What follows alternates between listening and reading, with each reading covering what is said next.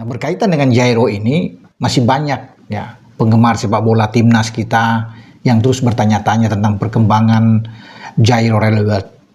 Apakah dia masih memungkinkan untuk dinaturalisasi, diambil, memperkuat timnas kita? Pundit Malaysia kritik pedas FAM.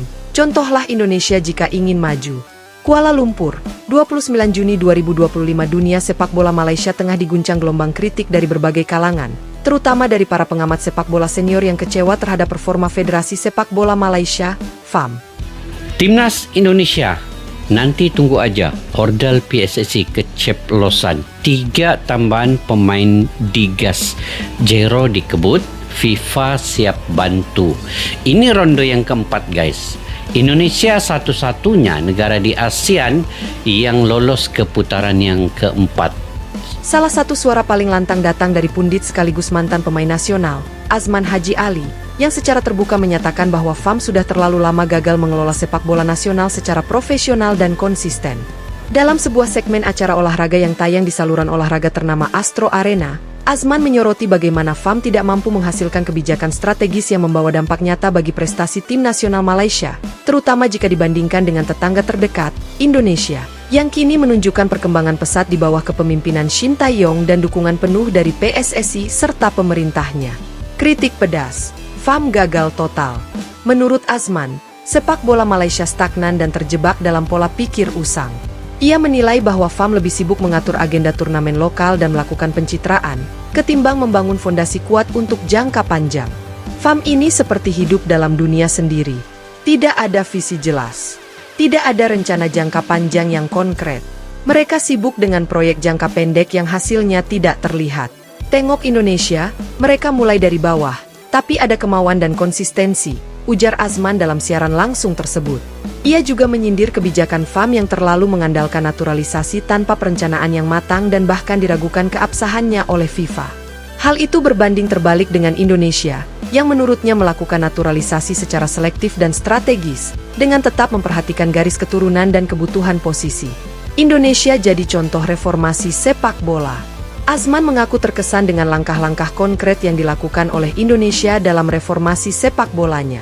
Ia menyoroti profesionalisme PSSI di bawah kepemimpinan Erick Thohir, yang dinilai berhasil mengangkat citra tim nasional serta membangun ekosistem yang sehat, dari pembinaan usia muda hingga manajemen tim senior. Indonesia berani mengambil risiko dengan merekrut pelatih sekelas Shin Tae-yong. Mereka tidak tanggung-tanggung, bahkan membawa Ronaldo sebagai asisten pelatih. Ini langkah besar dan bukan pencitraan. Mereka tahu apa yang dibutuhkan untuk berkembang, tambahnya.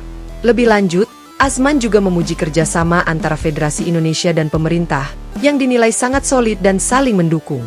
Ia menyoroti pembangunan infrastruktur, jadwal kompetisi yang teratur, hingga pendekatan ilmiah dalam latihan sebagai faktor kunci kebangkitan sepak bola Indonesia. Reaksi netizen dan media lokal. Kritik Azman Haji Ali ini langsung menjadi perbincangan hangat di media sosial Malaysia. Banyak netizen menyatakan setuju dan mengungkapkan kekecewaan mereka terhadap kepemimpinan FAM yang dianggap tidak membawa perubahan signifikan sejak beberapa tahun terakhir. Beberapa bahkan membandingkan pencapaian Timnas Malaysia dan Timnas Indonesia dalam 2 tahun terakhir.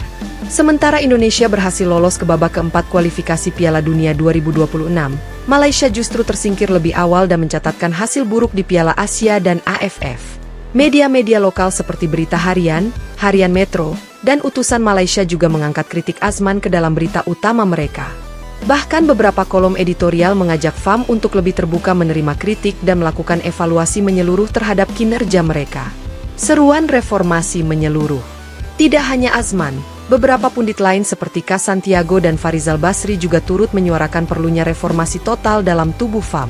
Mereka menyarankan agar dilakukan audit internal, pergantian struktural, serta pembentukan tim teknis independen untuk merancang arah baru sepak bola Malaysia. Kita harus akui, Indonesia sudah di depan.